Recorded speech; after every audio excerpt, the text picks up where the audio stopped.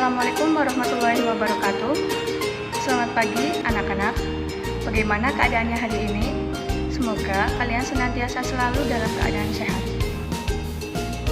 Untuk pertemuan kali ini, saya akan menjelaskan sedikit materi tentang apa itu hubungan, keturunan, dan lingkungan dalam pendidikan. Sebelum mengarah pada hal tersebut, alangkah baiknya kita mengetahui arti masing-masing dari apa itu pembawaan, keturunan, dan lingkungan. Yang pertama, ada pengertian pembawaan. Pembawaan ialah semua kesanggupan-kesanggupan yang dapat diwujudkan. Pembawaan atau bakat terkandung dalam sel benih atau kim sel, yaitu keseluruhan kemungkinan-kemungkinan yang ditentukan oleh keturunan. Inilah yang dalam arti terbatas kita namakan dengan pembawaan atau unlike. Di muka telah dikatakan bahwa pembawaan ialah seluruh kemungkinan yang terkandung dalam sel benih yang akan berkembang mencapai perwujudannya. Pembawaan anak yang dibawa sejak lahir adalah potensi-potensi yang aktif dan pasif, yang akan terus berkembang hingga mencapai perwujudannya. Yang kedua, ada pengertian lingkungan. Lingkungan dalam ilmu psikologi disebut dengan environment. Jadi bukan yang berarti keadaan sekeliling saja. Karena kata environment mencakup semua faktor di luar diri manusia yang mempunyai arti bagi dirinya, dalam arti memungkinkan untuk memberikan reaksi pada diri manusia tersebut. Jadi antara kita atau manusia dan lingkungan terjadi interaksi yang terus-menerus. Lingkungan ialah meliputi semua kondisi-kondisi dalam dunia ini yang dalam cara-cara tertentu mempengaruhi tingkah laku kita, pertumbuhan, perkembangan, atau life proses kita kecuali gen-gen. Berikut ada beberapa faktor mengenai perkembangan anak, yaitu pertama, ada aliran nativisme. Aliran ini berpendapat bahwa perkembangan manusia itu ditentukan oleh faktor-faktor yang dibawa manusia sejak lahir. Pembawaan yang telah terdapat pada waktu dilahirkan, itulah yang menentukan hasil perkembangannya. Yang kedua, aliran naturalisme. Aliran ini berpendapat bahwa pada hakikatnya semua manusia sejak dilahirkan adalah baik. Bagaimana hasil perkembangannya kemudian ditentukan oleh pendidikan yang diterimanya atau yang mempengaruhinya. Yang ketiga, ada aliran empirisme. Aliran ini berpendapat berlawanan dengan kaum nativisme, karena berpendapat bahwa dalam perkembangan anak menjadi manusia dewasa itu sama sekali ditentukan oleh lingkungannya atau oleh pendidikan dan pengalaman yang diterimanya sejak kecil. Yang keempat, ada hukum konvergensi. Hukum ini berasal dari ahli ilmu jiwa bangsa Jerman yang bernama William Stead. Dalam aliran yang menganut hukum konvergensi itu masih terdapat dua aliran, yaitu aliran yang dalam hukum konvergensi ini lebih menekankan kepada pengaruh pembawaan daripada pengaruh lingkungan. Dan di pihak lain mereka lebih menekankan pengaruh lingkungan atau pendidik. Yang kelima, Tutwuri Handayani. Konsep ini berasal di Hajar Dewantoro. Tutwuri Handayani berasal dari bahasa Jawa. Tutwuri berarti mengikuti dari belakang dan Handayani berarti mendorong, memotivasi atau membangkitkan semangat. Pengertian tersebut jelas bahwa aliran ini mengakui adanya pembawaan, bakat atau potensi-potensi yang ada pada anak sejak dilahirkan. Dengan kata Tutwuri berarti si pendidik diharapkan dapat melihat, menemukan dan memahami bakat atau potensi-potensi apa yang timbul dan terlihat pada anak didik. Untuk selanjutnya dapat dikembangkan dengan memberikan motivasi atau dorongan ke arah pertumbuhan yang sewajarnya dari potensi-potensi tersebut. Hubungan antara keturunan dan pembawaan.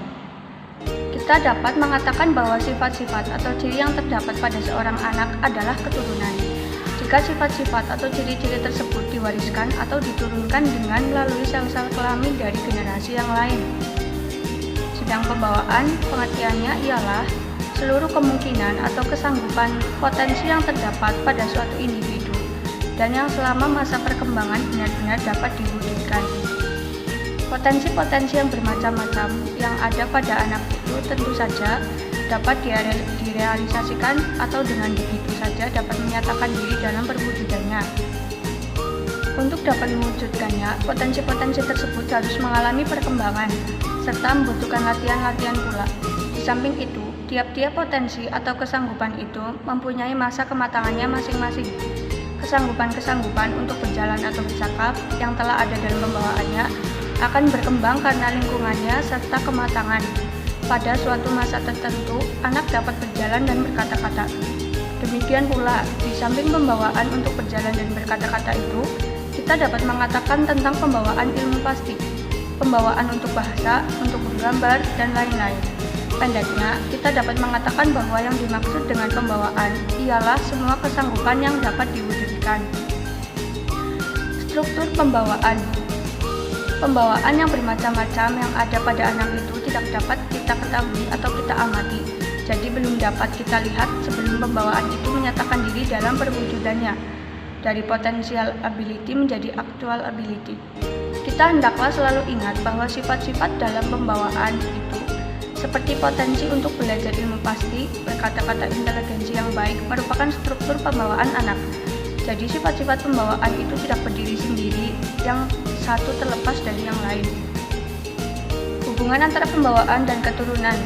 Soal keturunan dan soal pembawaan itu dibicarakan sendiri-sendiri.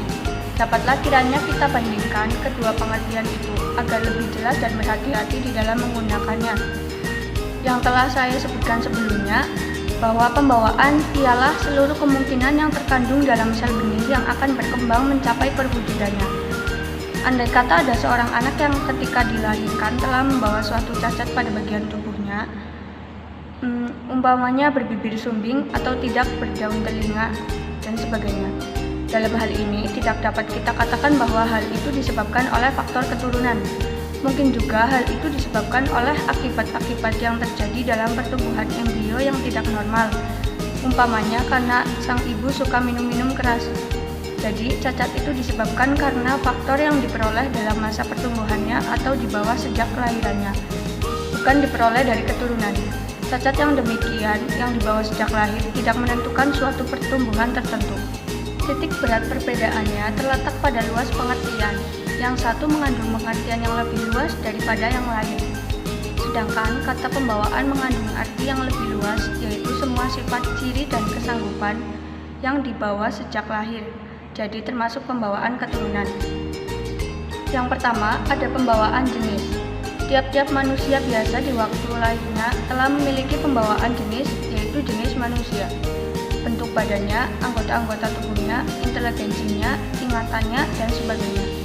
Semua itu menunjukkan ciri-ciri yang khas dan berbeda dengan jenis-jenis makhluk lain.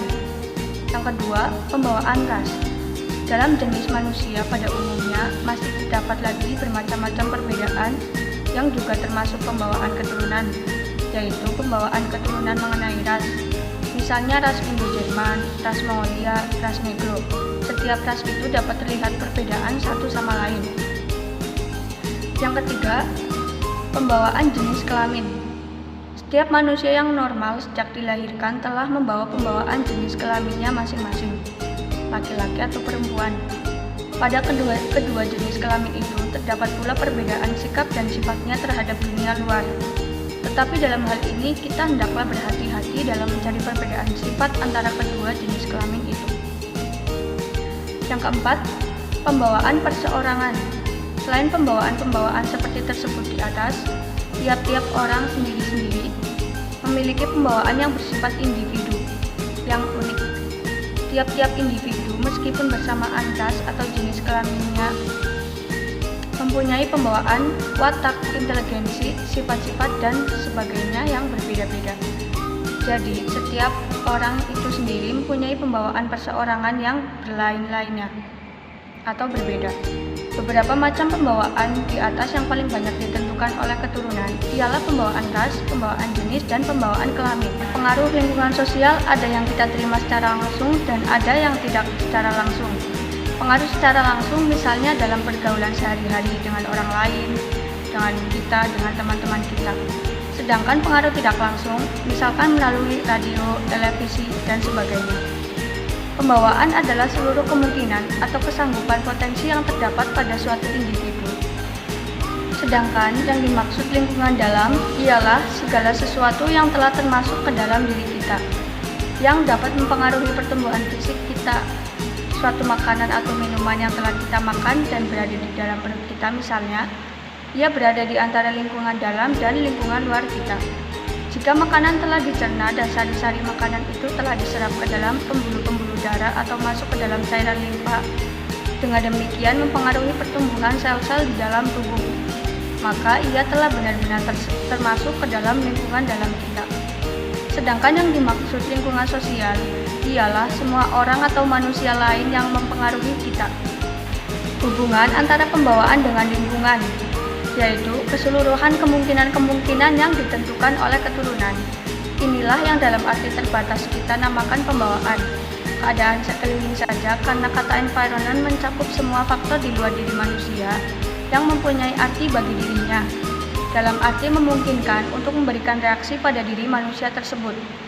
Sedangkan hubungan keturunan dengan pembawaan, yaitu semua kesanggupan wujudkan, pembawaan atau bakat terkandung dalam sel benih yang akan berkembang mencapai perwujudannya.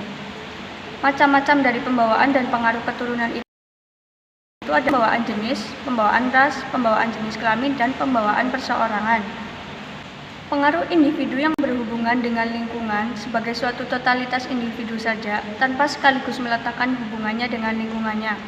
Totalitas individu itu baru disebut sebagai kepribadian apabila keseluruhan sistem psikofisiknya termasuk pembawaan, bakat, kecakapan, dan ciri-ciri kegiatannya menyatakan diri dengan khas dalam menyesuaikan dirinya dengan lingkungannya.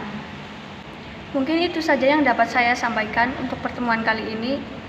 Apabila ada kekurangan, saya mohon maaf. Wassalamualaikum warahmatullahi wabarakatuh.